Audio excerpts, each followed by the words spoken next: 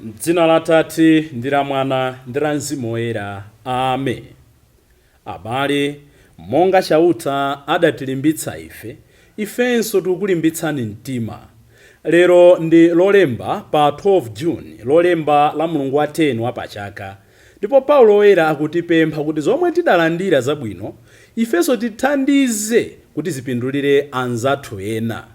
Mawu oyamba akuchokera m'kalata yachiwiri ya Paulo yolembera mpingo wa kwa Korinto, mutu wa 1 ndi 1 kulekeza 7. Amene akutiwerengera mawu oyamba ndi Mr. Andrew Tembo kuchokera ku St. Peter Catholic Church, St. Joseph Parish, Kasungu, mu Archdiocese ya Lilongwe. Ndipo salimo yathu ya tsiku la lero ndi salimo 34. Yesani ndipo mudzaona kuti chauta ngwabwino. Mawu athu amuthenga pabwino ndi monga adalembera Mateyu Oyera, mutu wa 5 ndime ya 1 kulekeza 12a. Amene akutiwerengera mthenga wabwino komanso kutigawira mawu ndi Reverend Father Francis Damaseke kuchokera ku Episcopal Conference of Malawi, ECM. Tena abale ndi alongo tisinkhesinkhe limodzi.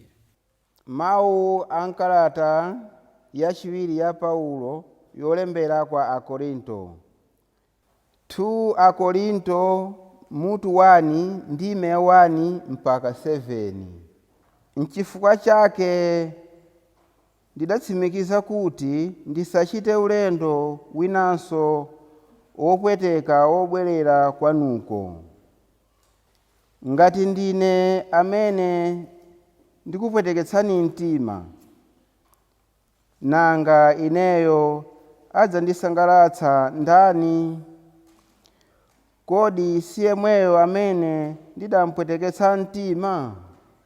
Chifukwa chake ndidakulemberani kalata ija. Sindidafune kudza kwanuko kuopa kuti inuyo oyenera kundisangalatsa mungandipweteketse mtima. Ndidadziwiratu kuti ine ndikamakondwa nonsenunso mumakondwa. Pamene ndidakulemberani kalata ija, mtima wanga unali ovutika ndi opsinjika ndithu, ndipo ndinkalira misozi. Sindidafune kukupweteketsani mtima, koma makamaka ndinkafuna kuti muziwe kuti ndimakukondani kwambiri. Ngati wina aliyense achita kanthu kolasa mtima, si ineyo amene adalasa mtima, koma pang'ono ponse adalasako nonsenu. Kunenatu mosakulitsa nkhani. Munthu woteroyo pafupi nonse mwantsutsa. Choncho chilangocho nchokwanira. Tsono makamaka n'kwabwino munkhululukire ndi kumulimbitsa mtima, kuopa kuti angamve chisoni chachikulu chontayitsa mtima kotheratu.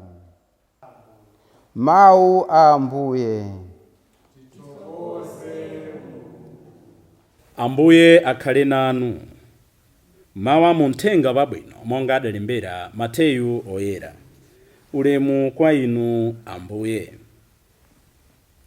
Pa nthawi yomweyo Yesu poona chikhamu cha anthu chija adakwera pa phiri. Iye atakhala pansi, ophunzira ake adamutsatira pomwepo. Kenaka adayamba kuwaphunzitsa adati, ngodala anthu amene alosauka mu mtima mwawo, pakuti ufumu wakumwamba ndi wawo. Ngodala anthu amene ali kumva chisoni, pakuti Mulungu adzawasangalatsa. Ngodala anthu ofatsa, pakuti Mulungu adzawapatsa dziko lapansi kuti likhale lawo. Ngodala anthu amene ali kumva njala ndi ludzu lofuna chilungamo, pakuti Mulungu adzakwaniritsa zofuna zawo.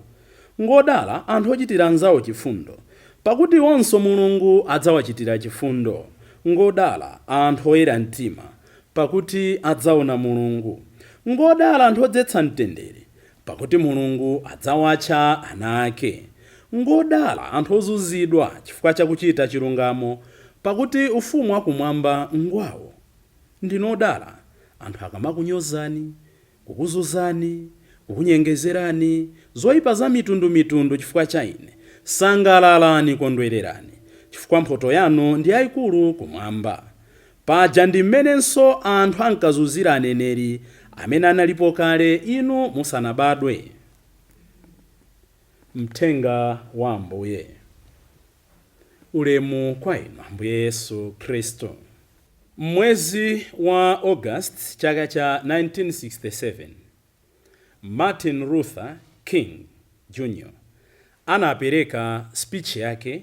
Martin Luther ndi uja katswiri amene anali kumenyera ufulu wa anthu akuda m'dziko la America, pamene anthu akuda anali kusankhidwa mwa njira zosiyanasiyana, kuponderezedwa mwa njira zosiyanasiyana.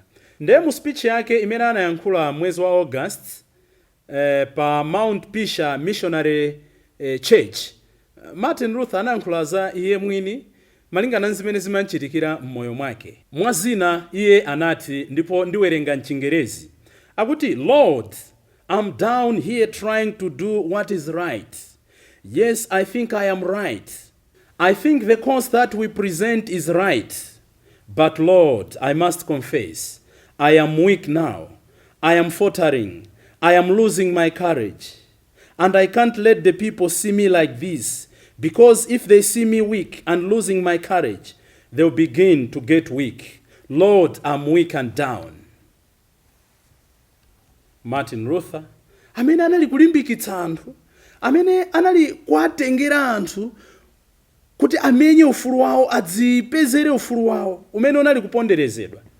Koma ngakhale anali wolimba mtima choncho, ngakhale anali kumenya nkhondo choncho, mkatikati mwake amaona kuti tsopano wazunzika kokwanira, anataya mtima, anataya chiyembekezo, ndipo anali kumulirira Mulungu, Lord, I'm weak and down. I'm discouraged. I'm disappointed. Komatu Martin Luther soyambaye. Tikawerenga ngakhale mneneri Yeremiya 20:7. Timamva mneneri Yeremiya akudandaula, Ambuye mwandipusitsa ndipo ndapusadi, mwandinyenga ndipo ndanyengezedwadi. Mu Chingereza amati, Yahweh, you've seduced me and I've been seduced. That's even more powerful. Tukamba izizi chifukwa chachani. Tikabwera m'mawathu a tsiku la lero, tingopita patsogolo pang'ono, tikawerenga kalata ya Paulo imene tikuyiwerenga tsiku la lero. Lero tikumalizira verse 7. Koma tikapita patsogolo pang'ono kuwerenga verse 8, 2 Korinto 1 verse 8, akunena kuti, tsono abale, tifuna kuti mudziwe masautso amene tidakumana nawo m'dziko la Asiya. Adatipsinja kopsa kopitirira mphamvu zathu, kotero kuti sitinkayembekezanso kuti nkukhala ndi moyo. Paulo oyera akuwalimbitsa mtima Khristu aku Korinto, koma poyamba akuwauza kuti adakumana ndi masautso opsa kwambiri pamene anali m'dziko la ku Asia, ndipo samakhulupirira kuti nkukhala ndi moyo, anataya chiyembekezo. Koma lero Pauloyo akunena kuti, abale, ndine Paulo, mtumwi wa Khristu mwa Yesu Khristu ndi mwakufuna kwa Mulungu. N'chifukwa chani kalata ili yofunikira kwambiri? Poyambirira taona kuti ngakhale Paulo anafuna kupanga give up, anaona kuti palibenso moyo, koma anankira kupita chitsogolo, kuti mulungu ali nane. Martin Luther sanagive anazindikira kuti mulungu ali nane. Yeremiya sanagive anaziwa kuti mulungu ali nane. Samagiva chifukwa chachani? Poyamba anazindikira ntchito imene mulungu anawapatsa onsewa. Paulo akunena kuti ndine mtumwi. Kusonyeza kuti ngakhala amakumana ndi mavuto osiyanasiyana, mkatikati mwa mtima wake, behind his everything that he was doing, amadziwa kuti ndili ndi ntchito, ndili ndi udindo. Nde mawawo atilimbitse mtima ife amene mwina tikufuna kugiva chifukwa cha zipsinjo zosiyanasiyana. Tinene muona pano, wina aliyense mwa ife nthawi ina yake mmoyo mwake amapanga face discouragement, amakhala disappointed, amakhala ndi mantha. Nthawi zina we want to give up. Mwina tikuchita zabwino, tikulalikira mthenga wabwino, koma tikuona ngati mwina anthu sakutiyamikira, anthu sakutithokoza. Tikuona ngati mwina anthu sakuzindikira nsembe zimene tikuthira. Tisataye mtima, tisabwerere mbuyo. Mutokhala ndi mwana ovuta, mutokhala ndi banja lovuta, mutokhala ndi akhristu ovuta, mutokhala ndi ansembe ovuta, mutopezeka atsogolera andale ovuta, amfumu ovuta. Don't give up zimene mulungu adakupatsani kuti muzigwira. Chifukwa monga Paulo akunenera, tosefe mwa njira ina kapena izake ndife atumwi a Khristu. Tikansiye ntchito imene Yesu Khristu adatipatsa, tikusira ndani za mulungu sitimagiva. Yesu Khristu mwini sanagive pa mtanda paja mpaka kufikira nthawi imene adapanga ripoti kuti kwatha, it is finished, tetelestai. Paulo akuti ndine mtumwi wa Khristu Yesu mwakufuna kwa mulungu. Koma nchifukwa chani Paulo akuwalimbitsa mtima abale ake? Akuti tikulembera mpingo wa mulungu umene uli ku Korinto ndiponso anthu onse akufuna kwabwino. Kenaka akunena kuti Atate amene adatilimbitsa mtima kwathunthu, mulungu amene amatilimbitsa m'masautso athu, akutithandiza kuti ifenso tikulimbitseni mtima. Very powerful. Choyambirira sakugiva chifukwa cha ntchito imene mulungu adampatsa. Chachiwiri, pozindikira zabwino zimene mulungu adanchitira, pozindikira kulimba mtima kumene mulungu adampatsa, akuwathandizanso akhristu amene akudutsa mu zowawa zosiyanasiyana kuti nawonso asagive, nawonso asabwerere mbuyo, nawonso asakhumudwe, koma ankire kupita chitsogolo. Mawu akundisangalatsa, komanso mawu akundipanga challenge. Mawu akundilimbitsa mtima, komanso mawu akundipatsa ntchito. Chimene akutanthauza Paulo apa nkumvetsa kwanga chonena kuti akuona zabwino zimene mulungu adamuchitira. Sakungothera pa kuona zimene mulungu adamuchitira. Akutenganso zabwino zimene mulungu adamuchitira, afuna nayenso akachitire anzake. Chimenecho ndiye Chikhristu. Zimene mulungu adandichitira sindingakubwezereni inu exactly monga mmene mulungu adandichitira, koma ndikuyenera kuti mwa njira ina yake ndibwezere ena zabwino zimene mulungu adandipatsa. So mulungu amatipatsa banja la mtendere, ndicho linga choti tikathandizenso mtendere m'banja lina. Mulungu adandipatsa maluso, mphatso zosiyanasiyana, ndicho linga choti mphatso zimene zija ndigawane ndi ena. Ndine manja a mulungu, ndine maso a mulungu, ndine makutu a mulungu pansi pano. Tikaona ovutika tizichitapo kanthu. Chimenecho ndiye Chikhristu. Paulo akuzindikira kuti mwa iye muli kusautsidwa mwa njira zosiyanasiyana, komanso akuyang'ana zambiri zabwino zimene mulungu adampatsa. Don't give up, keep doing good. Nchifukwa ketu mawu aja Paulo amatilembera ku mpingo wa kwa Galatia pa mutu 6 ndi 9 amanena tsona abale osatopa pochita zabwino. Tilimbikitse ena, tigawane ndi ena zabwino zimene tidalandira. Tilire ndi ena amene akulira, chifukwa nkulira kwathu tapeputsa ena. Aona kuti awosakulira nane, mtanda uja uwapepukira. Tikabwera mmawu athu amuthenga wabwino, Ambuye Yesu apereka uthenga very clear and straightforward. Anthu fe mmoyo uno timalakalaka zinthu zambiri. Ndi Ambuye Yesu titha kutero kuti lero akuulula mayeso. Choyambirira akufuna kuti mmoyo uno tizitenga mbali. We should take a stand. We should declare our stand. We should deliberately opt to be on the side of the oppressed, on the side of the weak. Ngodala osauka mumtima, ngodala osowa mtendere, ngodala zimene zijazo Ambuye afuna kuti ifeyo ndi amene tikaonetsa amene akusowa mtendere kuti mwadala chifukwa ife tilipo kuti tikuthandizani. Koma choposaposa chimene mawu athu amuthenga wabwino akutithandiza, monga ndanenera kuti Ambuye akuulula mayeso, kuti anthu fe timalakalaka zinthu zambiri. Choyambirira chomwe tosefe tikulakalaka ndikufuna kuti tikalowe ufumu wakumwamba. Ndi Ambuye Yesu akunena kuti amene akufuna kukalowa ufumu wakumwamba akhale anthu osauka mu mtima mwawo. Chifukwa ufumu wakumwambawo udzakhala wawo. Kusauka mu mtima nkutani?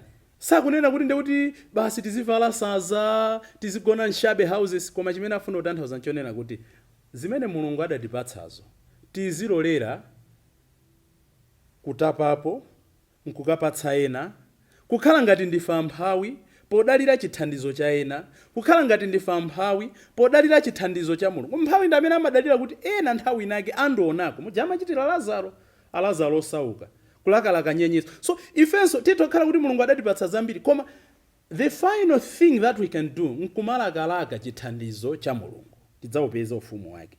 Chachiwiri akuti tikhale anthu amene tikumva chisoni. Tilipo anthu ena timakondwa pamene ena akuvutika. Ndambu Yesu anena kuti omva chisoni nawonso adzaveredwa chisoni. Nkutheka tikulephera muzambiri, in fact ambiri tikulephera kale muzambiri, koma tizimvako chisoni poyenera kumva chisoni, Ambuye adzatimveranso chisoni. Chachitatu akuti tikhale anthu ofatsa. Kuzindikira kuti awa nkanatha kuwabwezera chichewa, awa nkanatha kuwachita chiwembu, awa nkanatha kuwachita chipongwe, koma chifukwa ndimakhulupirira mulungu wanga sindatero. Mukumbukira zijana achita mfumu Davide atakampeza Saulo kuti afumu munandichita chipongwe, ndangodula chidutswa kutsimikizira kuti ndinakupezani koma sindinakubwezereni chifukwa ndine ofatsa. That's meekness. Kenaka akunena kuti ngodala anthu amene akumva njala ndi ludzu lofuna chilungamo. Pamene pande pali mphotoso yofunikira kwambiri imene inu ndine timalakalaka, akuti mulungu adzakwaniritsa zofuna zawo. The moment tikhala anthu amene tikuyesetsa kubweretsa justice, ludzu lofuna kuti paoneke chilungamo sikuyalutsa ena. Chifukwa ena tikatayi pamene pa chilungamo chiyende ngati madzi, we mean kuti ena ayaluke. Ayi, chilungamo nkunena kuti awa amene akulandira 200 bwanji sakulandira, nkuifufuza nkhani jankuwathandiza kuti no abwana chonde mpatseni mwana ndalama zake. Akuti mulungu ifeyo ndi adzakwaniritsa zosowa zathu, koma ambiri timafuna mulungu akwaniritse zosowa zathu tikupondereza ena. Mulungu wake si wa Abrahamu, mulungu wake si wa Isaki, mulungu wake si wa Yakobe.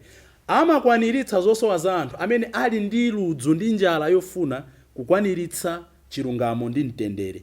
Titha kumangopitiriza nkumasanthula kuona kuti ngati ndikufuna chakuti ndizichita chani. Anthu oyera mtima adzaona mulungu. Ngodala odzetsa mtendere pakuti mulungu adzawatcha ana ake. Chokhacho choti wadzetsa mtendere mulungu akukutcha mwana wake. Ndiye mwana wa mulungu amakhala mlowa m'malo wa zonse zimene zili za mulungu. Ambuye Yesu amanena kuti zonse zanga nzanu Atate, monga zonse zanu Atate ndi zanga. Ife tikakhala ana a mulungu ndi kuti mulungu azingotsanyula china chilichonse chimene tikufuna, koma kuti zimenezo zitheke tikhala anthu odzetsa mtendere. Ndi chigawo cha mawu a mulungu chimene titha kuchinena kuti is the constitution of our faith. Tiyeni tisinkhesinkhe mwapadera ndi kuona kuti ndichitapo chani tsiku la lero. Koma chofunikira koposa akutionetsa kuti mtendere, chilungamo, chikondi, koposaposa chimwemwe zimapezeka pamalo pamene ife tikuona ngati zinthu zonse zitha kupezeka. You can find joy and happiness in things we rarely think we can find joy and happiness. Taganizani, ngodala olira. Kusenza kuti mkuliramo mukalira mwa mulungu mupezamo mtendere, mupezamo chimwemwe. Tapempha Ambuye tsiku la lero. Poyamba tizindikire monga watuzira Paulo, tosefe timakhala nthawi yobwerera mbuyo, yogwa ulesi, yona ngati zinthu sizikuyenda. Koma tikakumbukira udindo umene mulungu adatipatsa ndi zabwino zimene mulungu adatichitira, let us not give up, let us sojourn, let us move on. Chachiwiri tiyesetse kuti zabwino zimene tidalandira tigawane ndi anzathu. Ndikufunireni abale tsiku lopambana ndipo satopa pochita zabwino. Dzina la Atate ndi la Mwana ndi la Mzimu Woyera. Amen.